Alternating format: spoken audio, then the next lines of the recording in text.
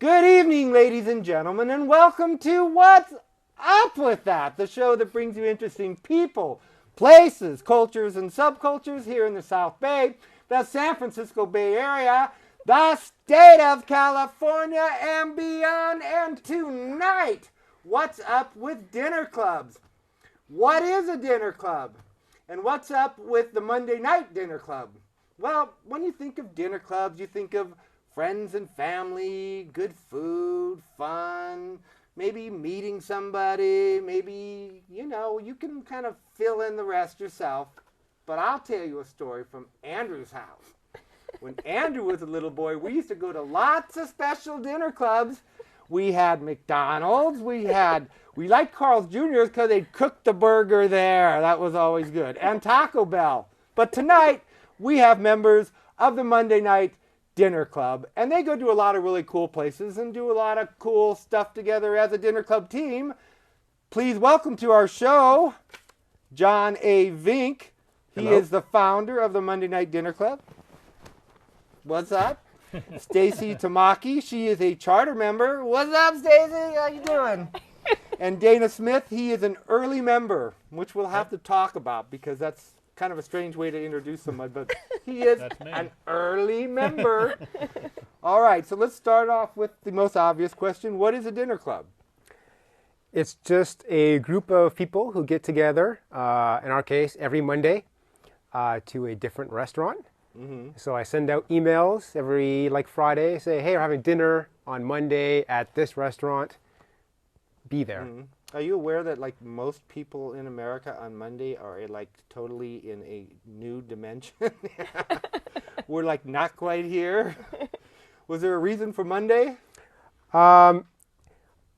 Monday, I was originally in a dinner club that was on Mondays. Tradition. And so when I started my dinner club, I just kept it on the same night. You're a traditional kind of guy, right? It seemed like the right thing to do. Okay, so let's talk about this dinner club, the Monday Night Dinner Club. What is the history of your dinner club? So my dinner club, as I've been told, this is sometimes referred to as John's Dinner Club. Yeah. Yes. So I wasn't there from the very beginning, so I'm going to tell you the history that I've heard. Okay. It started out as the Monday lunch. Okay. And so a group of people from Apple Computer, would get together for lunch every Monday. Then it turned into the Monday dinner. Okay. And when I joined, it was run by some guy named Fred Huxham, and it would be at one of 5 places. And he'd send out an email on Monday saying, tonight we're eating here, and come if you want to. Okay. This happened for a few years when I was in it, and then he got busy and stopped going, and stopped organizing it. So it just died. You like my Monday night. Yeah. And so another guy picked it up from where he left off, a guy named Mark, and he said, it's going to be at this one place every single week, and this is the only email forever and ever. And I'll never send you another email about it. So if you forget, you'll just never know. Chipotle wrap next week, okay? And so that went on for about a year, and I would go to that club, but then it dwindled. And near the end, I was the only guy who was showing up. It was just me. At the little table in the corner. And it wasn't even my club. You go to a restaurant and they're you're by yourself? Well, here, let's try to we'll put you in the corner. Put a little plant in front of there. Yeah. So then I decided to start my own club. And I invited some of my friends. There was Stacie and my friends Keith and Loretta. And so my plan was to always have dinner at the same restaurant. In this case, El Camino Barbecue, Mongolian barbecue, every Monday. And that lasted for about a month before people complained, we can't go here every single week. You can only cook up so many veggie combos at those places. Yeah. And then from there, we just branched out with new restaurants. We had a small number of restaurants we go to a lot, and then we just keep on adding new ones. Every week or other week, we'd add, another restaurant to our repertoire. So is it like a vote process? Do people input and Not a dictator decide? I'm considered the benevolent dictator. Benevolent because... So in other words, this is not a democratic process. Oh no. People would suggest things like, let's go to Fresh Choice. And I'd say, Fresh Choice? sounds good, let's go there. Someone else might say, let's go to Garden Fresh, which is like a tofu restaurant. And I would say, no, we're not going there. I love the democratic process. I always have. It's the best. I do take input. I take input, but then at the end, I decide where we go every week. Okay. Well, see, you know. More like where you won't go a lot of times. There's a lot of, I do a lot of vetoing. If you offer input, you risk being mocked on the FAQ page of the website. Okay. So you go. What do you get out of the dinner club? What do you see as the purpose of the dinner club? Oh, it's just a great social exchange, you know, really staying in touch with friends. I've got a lot of friends who I've known for years, and I maybe see them once a year now. And so seeing the same group of people every week, it's just, it's just very enriching, you know, for your day-to-day life to be able to stay in touch with a group that way. Building a network of friends. Yeah. And when you don't have a lot of family around, it kind of becomes your family, you know. Well, that's what we do when we're out of our environments. Yeah. The same thing. Of course, I like seeing people, meeting people, and staying in touch, of course. And also, I like finding different places, like the Mongolian barbecue. I haven't been there in years. And we went tonight to Garden Fresh, where they make food, you know, tofu-based food, and it was kind of fun. It's fun to see different things. I'm not saying it was good or bad, but I like to be exposed to all things. Makes your mouth water, don't it? It wasn't bad. It was good. I'll have a tofu drumstick. Okay, rules. Are there rules of behavior at these places? You have to be on time. What? Oh, yeah, right. You have to be on time. I'm a stickler for punctuality. Okay. So at 7 o'clock is when the club starts. Okay. And I go up to the counter and order my food at exactly 7. Or if we are sitting down at a table, I order my drinks from the waitress at 7. Like, we don't wait for people to come. One of the rules is that it's a counter service, so that you can order as you go, so that if the stragglers come up, it won't disrupt everything. So. Okay. But do most people get there at 7? No. I'm usually the first one there. It's not Sitting too at bad. this long table All by himself again. with the flowers in front. Usually within 10 minutes, you know, everyone who's going to be there is there. Yeah. It's fairly prompt. So that's the only rule? There's no... There aren't any really hard and fast rules. There's like guidelines. Like, you can't order dessert Well, it's counter You service. can't order dessert? because he doesn't want to wait for people to eat dessert. no, you a can order dictator. dessert, but only one person cannot order dessert. If we're 10 people, not just one guy orders dessert, everybody watches him and waits for him. That's the rule. Okay. And So- it's reasonable priced items. We go for Okay. reasonable price and in a certain geographic distance. You know, we want to Right. drive. So- Not like going to San Francisco or Monterey. or- No, we don't Within go past 10 or 20 you know, miles. Mountain View. That's really good, so it keeps you all... And we're like a step above fast food. It's possible that everyone could make it one night. Oh yeah, Oh, yeah. Yeah. yeah. Well, I guess Sometimes maybe too the- many people show up, and then we don't know what to do. Like at the counter. So then in a way, I guess Monday doesn't Yeah. kind of make sense because it's the night when people usually aren't... Usually it's the quietest night for restaurants. It is So- Monday Night Football, though, so, you know. So we get to, you know, have a run at a restaurant. So where do you eat? What kind of places do you eat at? I'd say it's a step above fast food, but not a big step. Okay.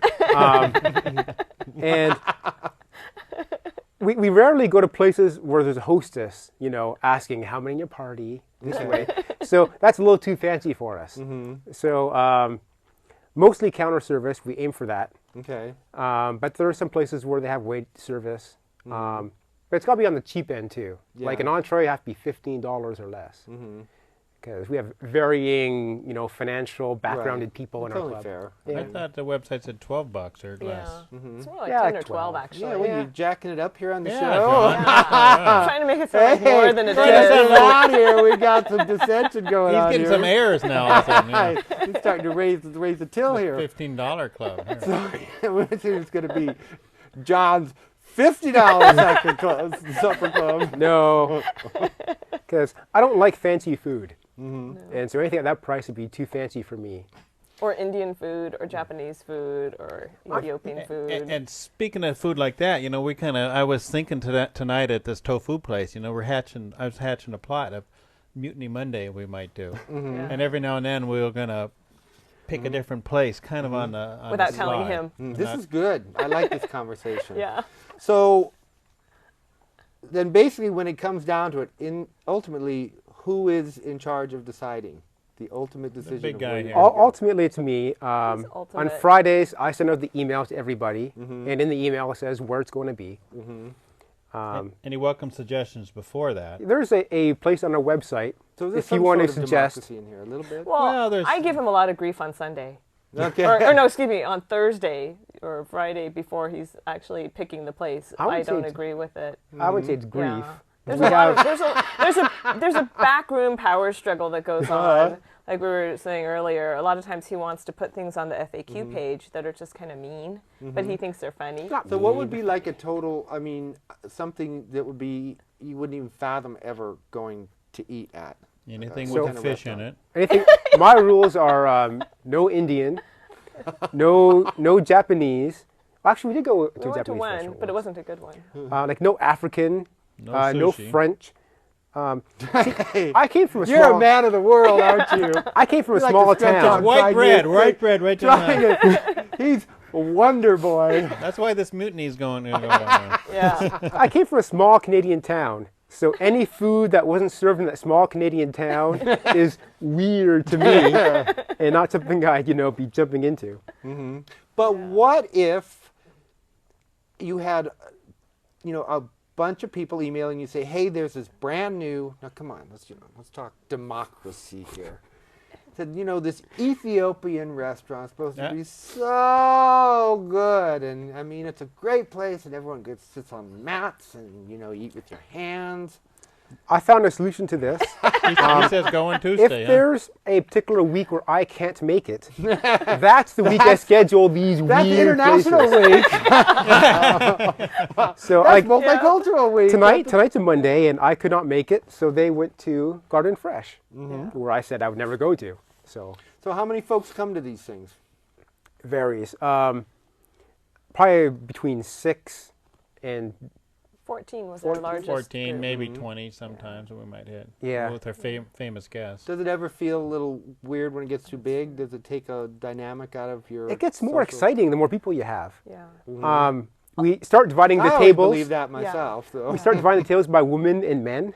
Until the men have their big boisterous conversations, and the women have their Wait. It's not conversations. boisterous. It's not a manly, boisterous conversation. It's geek speak Very excited. Geeks. on one end of the table, and then the other end of the table Talk is the about women embroidery and talking stuff. about all kinds of other things that are not so geeky. Flowers and We talk a Flowers little and geeky embroidery too, and but stuff. not like they do. All right, well, we're going to go to a station break, and we'll be coming back with members of this very exciting, interesting, and Cosmopolitan. alive, hungry, some of them maybe, supper club. So stay tuned, and we'll be right back. Hi, my name is Susie Moon, and I work for Cinequest Film Festival. I wanted to share with you about all the great films that matter, the film and technology forums that really give you the inside scoop of all the great technology and filmmaking out there, and as well as the Maverick Spirit guests, who are the highlights of our festival. We want you to come and have fun, meet new friends, and just enjoy your time. And you can check out our website for more information.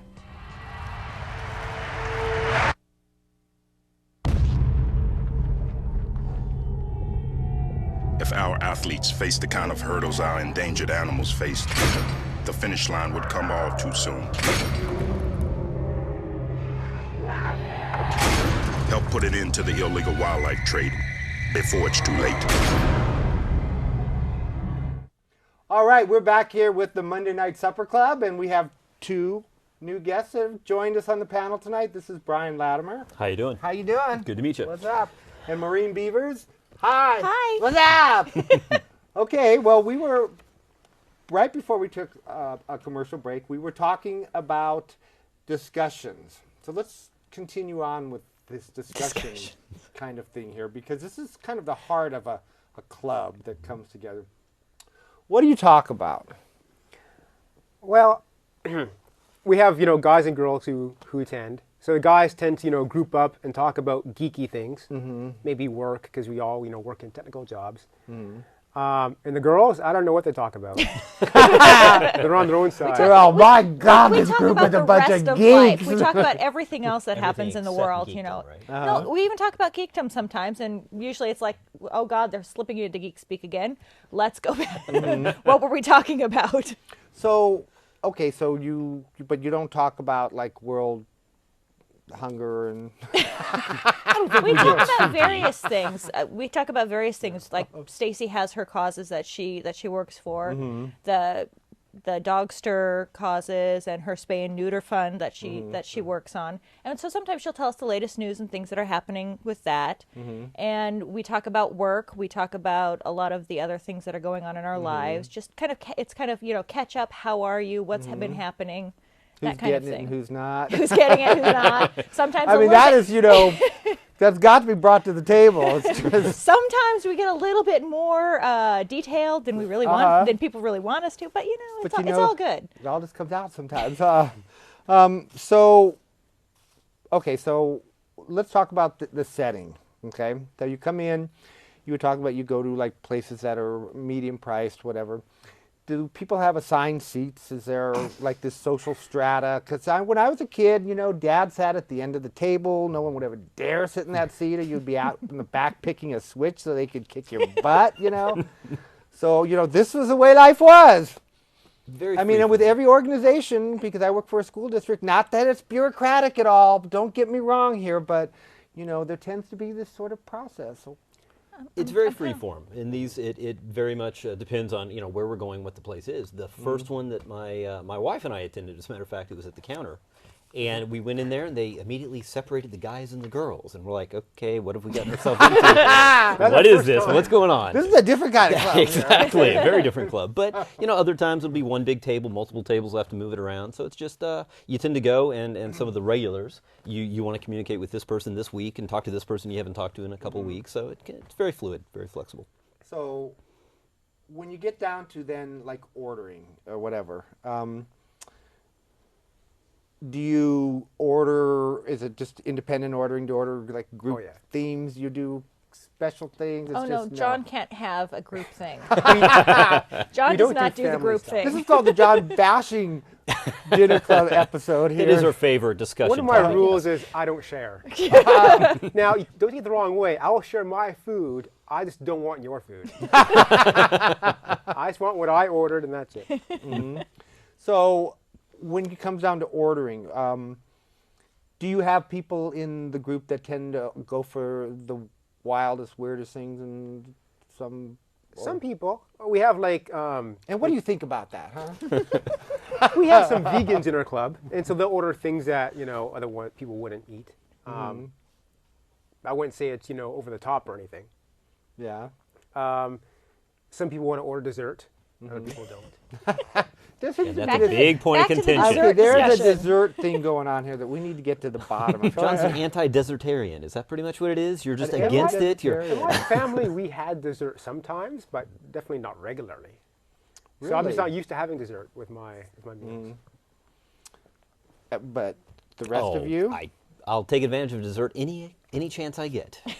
As long as I'm not holding up the rest of the group, because that's a big faux pas. That's big That's- faux pas. yes. Big faux pas. You don't do that with no. Holding up Never the group. hold up the No, group. come on, this Not is a good good stuff. thing. We're talking about the inner workings of this social order here. Finding out more than Holding you ever up wanted the to know. group, what would that mean?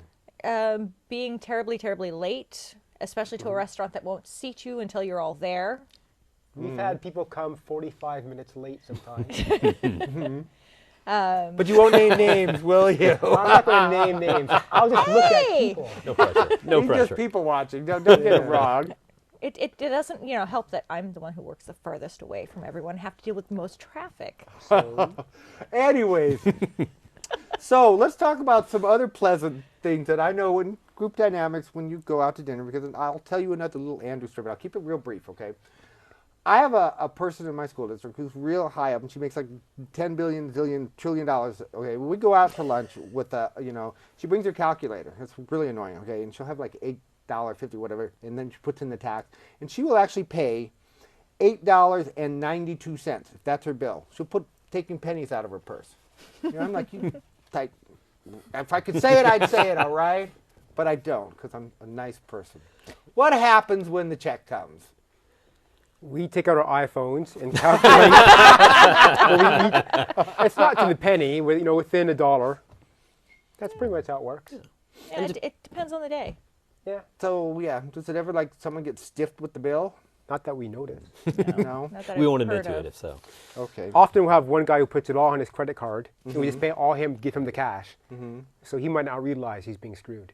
Well, he actually saying I don't have to go to the ATM tomorrow. There so, you go. In a Right. way, Yeah. he saved the $3 ATM fee anyway. So it's all good. Oh, it's all good. Beneficial group in that regard. That's right. All right. So are there ever any like tensions within the group?